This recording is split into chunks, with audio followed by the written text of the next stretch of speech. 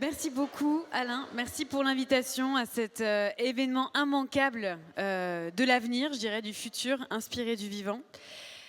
Je suis ravie d'être présente et de vous parler d'un sujet hautement vital qui est l'eau.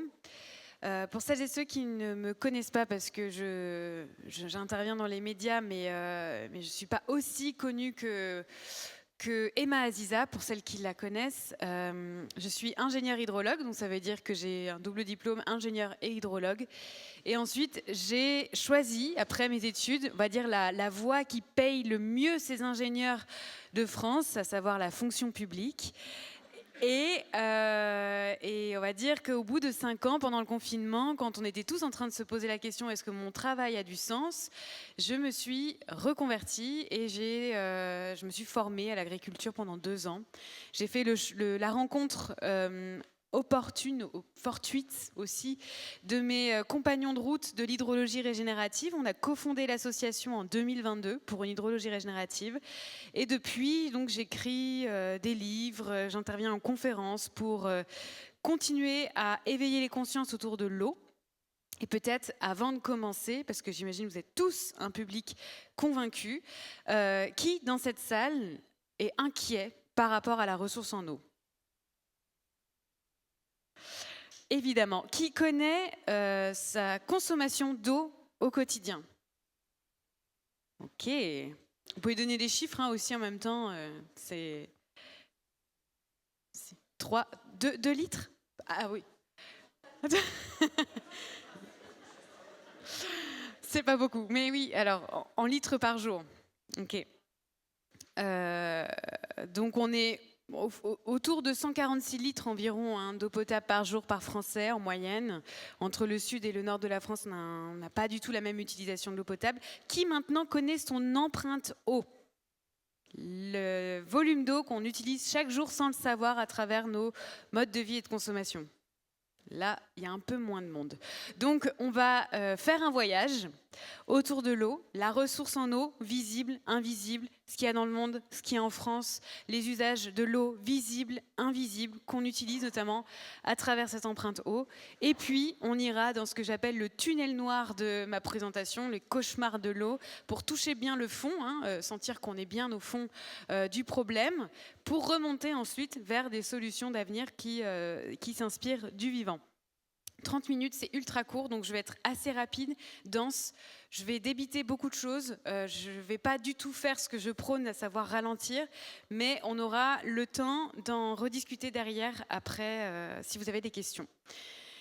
C'est parti. Donc, la toute petite boule que vous voyez sur cette image, c'est l'eau douce qui est finalement accessible aux êtres humains et pour tous les êtres vivants d'une manière générale. Eh bien, cette petite eau douce accessible, c'est moins de 1% de toute l'eau douce qui est présente sur Terre, puisque l'essentiel est pris dans les glaciers au pôle et sur les continents. Ensuite, on a 22% dans les nappes très profondes, supérieures à 1 km de profondeur. Et dans ce 1%, finalement, c'est essentiellement de l'eau qui se trouve sous nos pieds, dans les réservoirs souterrains. Ensuite, on a les lacs, les sols, l'atmosphère, les rivières. Nous-mêmes, nous sommes des corps remplis d'eau à 70%. Nous transportons de l'eau, mais heureusement pour nous, on ne stocke pas de l'eau indéfiniment, sinon on aurait des problèmes de santé. Donc, l'histoire de l'eau, c'est une histoire de stock et de flux. L'eau traverse ces stocks selon des temporalités différentes entre les océans, entre ce qui se passe en surface et ce qui va se passer en profondeur. Donc, je fais appel à vos vieux souvenirs de l'école, où on a tous appris ce grand cycle de l'eau parfait qui va boucler les océans au continent. Eh bien, ce cycle de l'eau, cette représentation parfaite de ce grand cycle, sans interaction humaine, telle que vous pouvez le voir sur cette image, n'existe pas. C'est le résultat d'une étude scientifique internationale qui a étudié 500 schémas et représentations du grand cycle, et où 15% du temps, 15% seulement, on représente nos interactions humaines avec ce grand cycle à travers ce qu'on appelle l'empreinte eau. Donc je vais définir après. Mais chose qu'on ne représente pas non plus, c'est ce fameux recyclage continental de la pluie par l'eau verte, de Continental Moisture Recycling. Ça veut dire en gros que les forêts, en particulier les forêts, sont capables de recycler l'eau verte en eau bleue. Une fois que l'eau arrive des océans, elle précipite sur les continents et c'est la végétation qui la remet en circulation dans l'atmosphère et l'eau remonte ainsi à l'intérieur des continents et peut être recyclée plusieurs fois, si bien que, d'après cette étude, toujours la même, le 2/3 des précipitations continentales, cette eau bleue qui s'abat chaque année sur nos têtes, eh bien le 2/3 provient de cette eau verte qui est évapotranspirée par le végétal. Ça, c'est un nouveau paradigme complet qu'on commence seulement à appréhender, à intégrer dans nos modèles, mais ce n'était pas quelque chose d'acquis dans nos consciences. Ça, c'est le vrai grand cycle de l'eau, qui est imbuvable, je vous l'accorde, qui représente ces grandes flèches jaunes qui bouclent les océans au continent. Ça, on l'a tous appris. Par contre, il y a ce recyclage continental, donc, qui n'est pas forcément représenté ici. Et il y a aussi des toutes petites flèches qu'on ne voit pas très bien. L'eau verte, qui est l'empreinte eau verte, l'appropriation de l'humidité du sol par l'agriculture, par la déforestation aussi. L'eau bleue, toute l'eau qu'on utilise pour tous nos usages, industrie, énergie, agriculture, eau potable, tourisme, tout ça c'est de l'eau bleue. Donc l'eau visible qu'on surmédiatise, évidemment à juste titre, mais on a aussi l'eau verte et évidemment l'eau grise, tous les flux de polluants qu'on rejette sans traitement dans les hydrosystèmes. Les auteurs de cette étude montrent que si on fait la somme de l'empreinte eau verte, eau bleue, eau grise, on arrive à ce chiffre incroyable de 24 000 milliards de mètres cubes d'eau. C'est l'empreinte eau annuelle de l'humanité, c'est l'équivalent de tout ce qui s'écoule des fleuves aux océans. La moitié, pardon. Si on prend la moitié de tous les débits des fleuves aux océans, on les détourne et on dit ça, c'est pour l'humanité, pour produire son alimentation, son énergie, son bois, tout ce dont on a besoin pour faire tourner notre économie. Cette empreinte eau était jusqu'à présent invisible, complètement invisibilisée. Et aujourd'hui, on le voit avec la réindustrialisation, la décarbonation, cette empreinte eau devient plus que visible sur notre territoire en France. Bon, première chose. Deuxième chose, les eaux disponibles finalement sur un territoire, on les a de deux sortes, eau de surface et eau souterraine. Les hydrologues sont spécialisés dans l'étude des eaux de surface, donc en clair, on regarde ce qui va s'écouler dans les rivières qui sont alimentées par leur bassin versant, cette cuvette délimitée par les reliefs, et on cherche à modéliser les débits qui vont s'écouler dans les rivières en fonction d'une pluie donnée. On regarde ce qui se passe en souterrain, aussi, comment les nappes vont se recharger. Donc on distingue trois types de nappes, trois types d'aquifères, sédimentaires, fissurés, karstiques. Là vous avez la carte en France avec les principaux aquifères. Et entre les deux, il se passe des choses. Évidemment, on a cette alliance secrète entre les eaux superficielles des rivières et les nappes qui les accompagnent, qui font que en été, on a de l'eau qui coule dans les rivières grâce à ces nappes qui alimentent les rivières, qui font ce qu'on appelle du soutien à l'étiage. Et en hiver, comme on l'a vu cet hiver, eh bien c'est l'inverse qui se produit, ce sont les rivières qui alimentent ces nappes. Là, vous voyez, sur chaque fleuve, chaque grand affluent aussi, on a ces nappes qui accompagnent les rivières. Et donc, on a cette alliance secrète au fil des saisons. Les hydrologues aussi sont des sortes de comptables. Ils aiment faire des bilans hydrologiques. Donc, ils regardent ce qui rentre, ils regardent ce qui sort et ils font le bilan à la fin de l'année. Donc, en moyenne, depuis plusieurs décennies, en France, on a une quantité d'eau douce renouvelable de 380 mm de pluie. Ça parlera à pas grand monde. Donc, c'est environ 200 milliards de mètres cubes d'eau. C'est environ 200 milliards de fois le lac d'Annecy. 200, lac d'Annecy. Ça fait beaucoup sinon. Et on a quand même toute cette eau qui va s'infiltrer dans les sols, recharger les nappes, faire couler l'eau dans les rivières. Et cette quantité d'eau douce renouvelable a tendance à diminuer en France en raison de deux choses.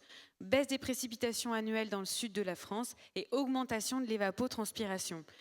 En raison du changement climatique, les températures augmentent, donc il y a plus d'eau qui va s'évaporer. Mais rappelez-vous, cette eau va recirculer dans l'atmosphère, mais précipiter ailleurs, plus loin, à l'intérieur du continent d'Europe, voire jusqu'en Asie. Voilà, donc très rapidement, hein, je fuse comme un éclair. On va parler des usages de l'eau visibles et invisibles. Et je vais citer mon ami Eric Orsena qui nous dit quelque chose d'assez intéressant sur notre rapport à l'eau. Il nous dit qu'un fleuve est un miroir de la société. Dis-moi comment tu produis l'eau, si tu la respectes, à quel prix, qui en profite, et je te dirai très clairement à quel type de société tu appartiens. En France, notre rapport à l'eau est énergétique. C'est une particularité mondiale puisque l'essentiel de l'eau douce qu'on mobilise à l'échelle mondiale, c'est pour l'agriculture. Là, en France, on prélève la moitié des ressources en eau douce au total, sur les 35 milliards de mètres cubes d'eau qu'on prélève chaque année dans nos systèmes, dans nos hydrosystèmes, servent à refroidir les centrales nucléaires, pas n'importe lesquelles. Les centrales en circuit fermé, ouvert, qui se retrouvent sur le Rhône. On voit les 3 gros camemberts en jaune. Ce sont ces vieilles centrales qui fonctionnent en circuit ouvert, donc qui prélèvent beaucoup d'eau et qui la rejettent à 98%, mais plus chaude. Ça pose d'autres problèmes. On a aussi les centrales en circuit fermé, mais qui, elles, consomment de l'eau, c'est-à-dire qu'elles évaporent de l'eau via les tours aéro-réfrigérantes et consomment jusqu'à 40% de ce qu'elles prélèvent. Et ça, on les retrouve sur la Seine, sur la Garonne, sur la Loire. Mais c'est de l'eau qui ne retourne pas directement dans le milieu aquatique. Donc c'est vraiment cette distinction qu'il faut faire entre prélèvement et consommation. Et quand on regarde finalement le bilan des consommations en France, là, on tombe à 5 milliards de mètres cubes d'eau qui sont vraiment consommés, c'est-à-dire qui ne retournent pas dans la rivière. Et dans ces 5 milliards de mètres cubes d'eau, c'est essentiellement pour de l'irrigation agricole. Pas n'importe lesquels, on y reviendra après. On a aussi les fuites des réseaux d'eau potable, 1 milliard de mètres cubes qui sont perdus chaque année. Et quand on regarde finalement, parce que ça c'est un bilan annuel et à l'échelle de la France, ça ne veut rien dire. Il faut regarder ce qui se passe à l'échelle des territoires et des sous-bassins versants, et en particulier au cours de l'été. Et là, sur cette carte, en France, vous voyez déjà les régions qui sont en très fort stress hydrique l'été, puisqu'elles consomment plus de 80% de l'eau douce finalement disponible. Pourquoi ? Parce qu'on a ici un fort besoin, une forte demande en eau pour l'irrigation agricole, les plaines de maïs notamment, et aussi l'augmentation des populations estivales avec le tourisme qui attire chaque année de plus en plus de personnes sur la côte. Donc tout cela va s'ajouter à une demande en eau déjà existante et va être exacerbée par le changement climatique. Bon, ça, je vous ai parlé que de l'eau visible, que de l'eau bleue, mais il y a donc cette empreinte eau qui est invisible, puisque je porte de l'eau virtuelle à travers cette robe, je porte de l'eau virtuelle à travers cette énergie qui m'éclaire et qui a nécessité de l'eau pour produire cette énergie. Et en fait, quand on fait la somme de l'eau verte, l'eau bleue, l'eau grise, qui a permis la production énergétique, alimentaire, tous nos objets du quotidien, eh bien, on arrive à ce qu'on appelle l'empreinte eau, qu'on peut faire sur un produit, mais aussi sur un pays. Et donc, en France, roulement de tambour, on est à 4900 litres d'eau par jour, par Français. C'est l'empreinte eau moyenne d'un Français si on somme toute l'empreinte eau verte, eau bleue, eau grise. Pourquoi ? En fait, c'est essentiellement lié à notre alimentation. En vérité, on mange de l'eau verte. Pourquoi ? Parce que plus on a un régime carné, plus on a nécessité de l'eau verte pour produire ces céréales, ces aliments, qui vont ensuite être mangés par les animaux. Donc, chose intéressante, c'est déjà, on arrive à établir un lien direct entre régime alimentaire et empreinte eau, et on voit aussi qu'on est très dépendant des pays étrangers puisqu'on importe de l'eau verte et de l'eau bleue à travers notre alimentation, nos objets du quotidien, etc. Tout ça, c'est de l'eau virtuelle qui voyage à travers les biens qu'on échange avec les autres pays. Et donc en France, en particulier par rapport au reste du monde, on est très dépendant des autres ressources. Pour boucler la boucle, en fait, quand l'eau verte ne suffit plus pour la croissance de certains végétaux, eh bien, on apporte de l'eau bleue par irrigation. Et donc, quand on regarde les surfaces irriguées en France, c'est essentiellement pour le maïs, qui est une plante tropicale et qui nécessite de l'eau précisément là où on en a le moins de l'eau disponible en été, en juillet et en août. Et donc 70% finalement des cultures irriguées, ça c'est un chiffre européen, est destiné à l'alimentation du bétail. Donc on boucle la boucle parce qu'on se rend compte que plus on a besoin de viande, plus on a besoin d'eau verte et d'eau bleue. Et ça, c'est une méthode. L'empreinte eau verte, eau bleue, eau grise, c'est une méthode, mais il existe d'autres méthodes, on pourra en rediscuter. On va rentrer maintenant dans le tunnel noir de la présentation pour aller très rapidement ensuite sur les solutions et échanger, si on a le temps, sur des questions. Donc, on a en réalité ce grand cycle de l'eau qui est très dégradé et je vais continuer à expliquer les impacts systémiques que l'on a sur la ressource en eau, autant sur l'eau verte, sur l'eau bleue, sur l'eau grise. Je ne vais pas m'attarder dessus, mais on va voir que tous ces désordres de fond vont être exacerbés par le changement climatique. Donc on a changement de couverture et d'usage des sols. Dès qu'on retourne une prairie, dès qu'on bitume un sol, dès qu'on déforeste, on change le processus d'infiltration, d'évaporation ou de ruissellement de la goutte d'eau. Tout ça va avoir un impact sur l'eau verte. On a l'appropriation de l'humidité du sol, notamment par l'agriculture. Et on a la famille de l'eau bleue, à savoir le surpompage par rapport à la capacité des hydrosystèmes à se renouveler naturellement. On a le stockage artificiel, que ce soit dans des barrages ou dans ce qu'on appelle aujourd'hui des méga-bassines. On a tous les aménagements hydrauliques qui consistent en fait à accélérer les flux d'eau en surface en canalisant les rivières. Et enfin, on a les familles d'eau grise, mais là, on pourrait y passer déjà des heures à parler des micropolluants, des pesticides, des PFAS et tout ce qui finit finalement dans nos rivières et dans nos nappes. Changement climatique, dans tout ça, va apporter une nouvelle donne et finalement exacerber tous les effets, les désordres qu'on a sur ce grand cycle de l'eau. Je vais très vite, désolé, mais il faut passer les informations pour ensuite essayer d'apporter des solutions. Les limites planétaires qui ont été définies par le Stockholm Resilience Center sur le sujet de l'eau, elles sont de deux types, eau verte, eau bleue. Pour l'eau verte, on se base sur l'évolution de l'humidité des sols, la variabilité naturelle des sols, et pour l'eau bleue, l'évolution de la variabilité naturelle des débits dans les rivières.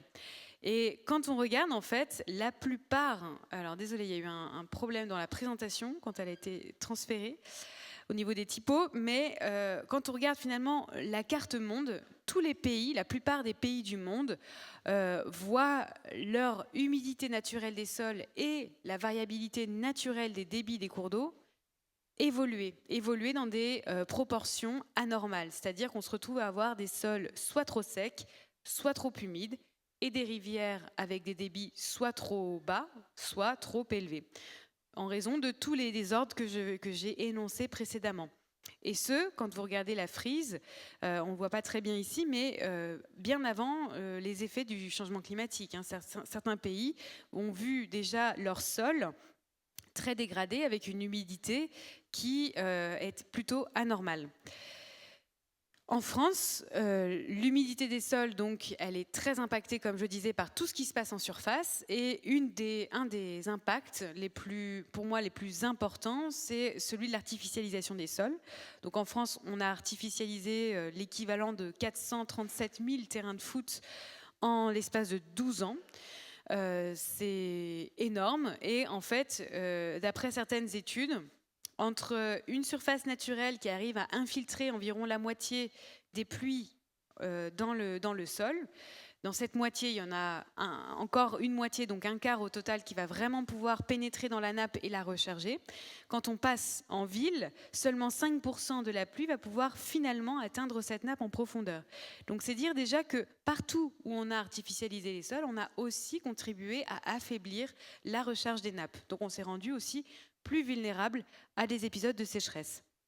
Autre vulnérabilité, évidemment, la destruction des zones humides. On a perdu l'équivalent de 50% en 50 ans, essentiellement autour de ce qui est le plus important, je dirais, pour les hydrosystèmes, autour des rivières, autour des fleuves, la ripisylve, qui est un véritable tampon hydraulique naturel, une éponge capable d'absorber les crues, de restituer de l'eau fraîche en été, stocker du carbone et de la biodiversité. Ce n'est pas ici que je vais vous faire une démonstration, mais c'est quand même assez préoccupant le rythme de dégradation de ces hydrosystèmes. Au final, on se retrouve à avoir un stress hydrique généralisé, surtout dans les pays qui produisent beaucoup à la fois des produits alimentaires mais industriels. On a un stress hydrique élevé, ça veut dire qu'on a une demande en eau qui excède la capacité des hydrosystèmes à donner de l'eau chaque année. Ça, c'est on va dire l'état actuel.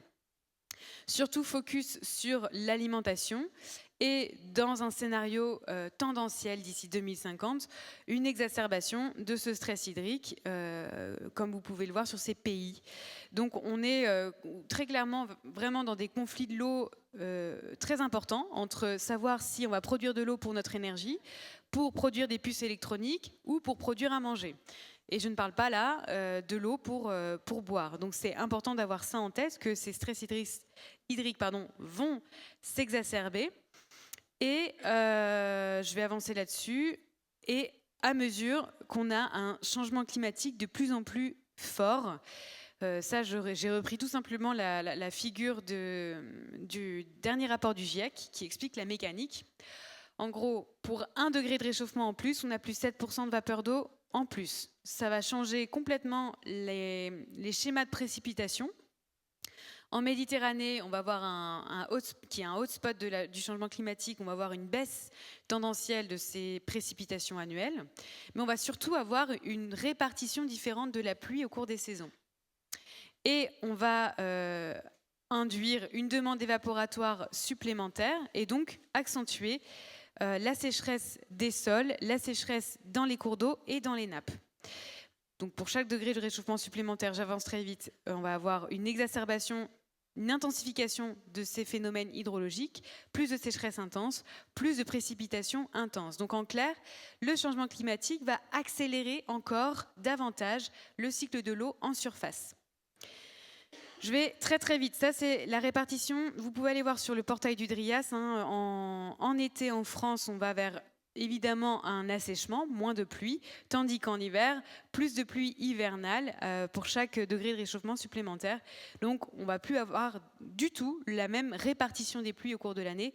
Une plus forte évaporation, moins de recharge des nappes en hiver et donc moins d'eau pour les rivières en été notamment. Des impacts en cascade, le Rhône qui se réchauffe, on ne sait plus si on va pouvoir refroidir nos centrales nucléaires. Bref, on comprend que c'est très complexe et la question du partage de l'eau entre tous ces usages va devoir s'arbitrer localement. J'y viens. Sur les pistes de solutions, donc déjà une fois qu'on a pris conscience que le changement climatique va exacerber tous ces désordres, va accélérer ce flux en surface, eh bien, il va falloir faire avec ces extrêmes et plutôt que d'accélérer ces flux d'eau en surface, chercher à les ralentir.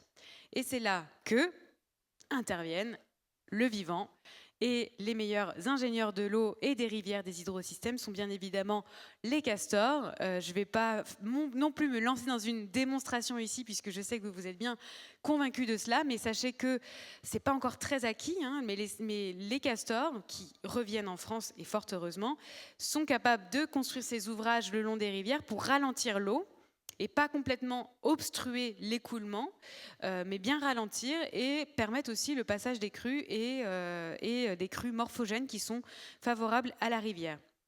Donc l'hydrologie régénérative, c'est une vision d'ensemble, c'est une vision par bassin versant. L'idée, c'est de ralentir l'eau et les ruissellements pour les infiltrer à la parcelle. Et autour de ça, on va densifier la végétation pour améliorer la résilience des territoires face aux sécheresses, à l'érosion et aux inondations. On se base sur un triptyque eau, sol, arbre, un triptyque indissociable qui va devoir s'effectuer, se mettre en place sur du temps long. Ça donne ça. Donc ça, c'est une image qui a été prise par mon collègue Simon Ricard au Mexique, où ils ont mis en place ça. Donc c'est une méthode par keyline design qui permet de ralentir l'eau infiltrée dans les baissières et travailler sur à la fois la topographie, mais aussi le végétal. Ça, c'est une image d'une vigne en France, classique. Et Alain Mallard, qui est un spécialiste de l'hydrologie régénérative en France, aimerait pouvoir arriver à planter différemment avec des baissières, des noues, des bassins, tout ce qui va permettre de recréer, d'humidifier les sols et les hydrosystèmes. On peut le faire en ville, on peut le faire en rivière, fort heureusement. Donc en rivière, on peut faire plusieurs choses. les renaturer, c'est-à-dire leur redonner de l'espace de liberté, de mobilité, c'est ce qu'on appelle l'espace de bon fonctionnement. Donc, plutôt que de réduire une rivière à un tout petit lit mineur bien droit, l'idée, ça va être de lui redonner de la place, de recréer des canaux secondaires qui vont pouvoir être alimentés pendant les crues mineures et dans le lit majeur, pendant des crues majeures. Redonner de la place aux rivières, c'est complètement fondamental pour s'adapter au changement climatique et les collectivités le font très bien de plus en plus, mais il faut accélérer. Autre chose, restaurer la continuité écologique, eh bien, c'est aussi fondamental. Plus on bloque en fait, le transit sédimentaire, plus on appauvrit les écosystèmes, les hydrosystèmes en aval. Donc pareil, les collectivités se mettent à raser les seuils, ça veut dire les baisser, voire complètement les détruire comme ici, pour rétablir la continuité écologique d'amont en aval, mais aussi d'aval en amont pour des poissons migrateurs. Dernière chose, une des dernières choses, j'ai bientôt fini, sur le nouveau paradigme. Alors ça, c'est quelque chose d'assez nouveau. C'est d'arriver à considérer que les arbres, les hydrosystèmes végétalisés d'une manière générale, contribuent aussi à changer, impacter les régimes des pluies. Autant dans le sens inverse, c'est-à-dire la déforestation, on voit très clairement que si on déforeste massivement, on change le régime des pluies des pays voisins. Par contre, montrer l'inverse, c'est plus compliqué. Et ça, c'est beaucoup d'études scientifiques qui travaillent sur le sujet, à dire est-ce que reforester permettrait de faire revenir la pluie, en quelque sorte. En tout cas, nous, c'est une des hypothèses que l'on pose avec l'hydrologie régénérative et on est très attentif à toutes ces publications scientifiques. Ça suppose à passer d'une échelle bassin versant à échelle bassin atmosphérique. Où se forment les pluies? Où vont-elles? Et comment tout cela évolue? Et je terminerai là-dessus. À savoir, la question de l'eau, c'est une question éminemment démocratique et évidemment, on a besoin aussi de faire bouger nos lignes, nos manières de faire, de partager l'eau en invitant des citoyens comme vous qui pourraient très bien avoir leur mot à dire dans ces instances de parlement de l'eau, mais aussi, et ça m'intéresse encore plus et c'est une porte que j'ouvre, à savoir comment représenter ces espèces non humaines qui aujourd'hui n'ont aucune place en fait dans ces parlements de l'eau, mais comment leur donner une voix pour qu'elles puissent siéger dans ces parlements de l'eau.